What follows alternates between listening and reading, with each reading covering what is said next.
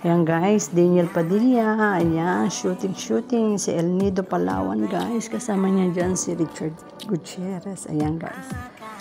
Kasi yan ang trending talaga ngayon yung action. Parang si Tanggol sa Batang Quiapo. Ayan guys. Ang kanilang bagong teleserye. Sasabak na rin si Daniel Padilla sa action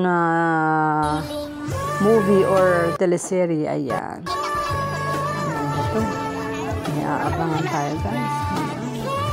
Kaya pala siya nag-practice ng Muay Thai ng mga boxing. Yun pala yun. Ayan, si Richard Gutierrez.